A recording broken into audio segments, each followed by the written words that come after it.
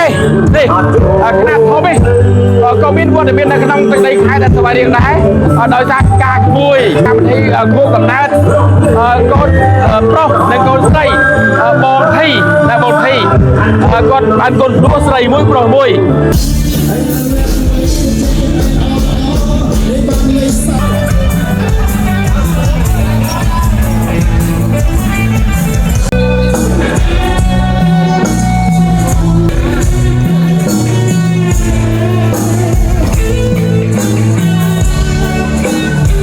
คู่กับนัดก้นน้องเมียนการมาที่ล้างแก้ออกกระดองจำนวนตามวง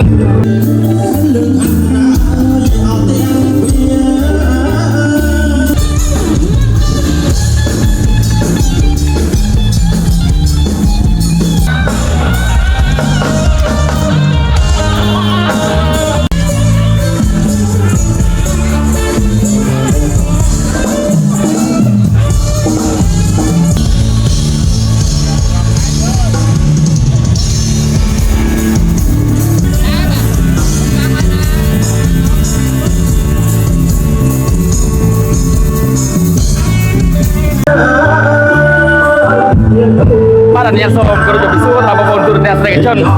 งานนี้คือยืมชาวบ้านมาดอลเราจะได้อยากขายตะบงขบุงโดยการแต่ทางสำลิงนะก่อนโจยจิบโยกเกิดยุ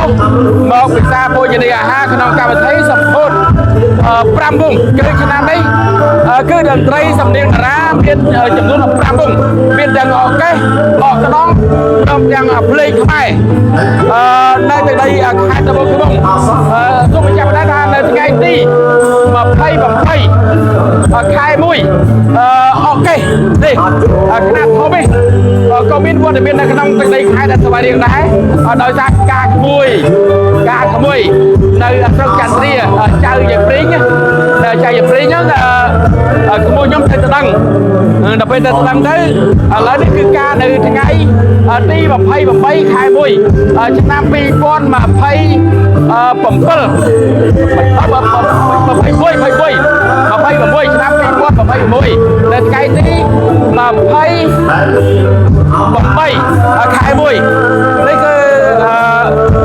ยุคการนี้คือเป็นอาการที่คู่กับนัดก้นโปรในก้นใส่บอลที่ในบอลที่ก้นอันก้นรู้ใส่มุ้ยโปรมุ้ยคู่กับนัดก้นน้องเมียนการมาที่ล้างแก้ออกกระดองจำนวนตามวงยังชนะเป็นตามวงก็เลยใช่ในจำการสำเนียงแต่ละในจะได้ขายแต่สมบูรณ์ในสมบูรณ์ขึ้น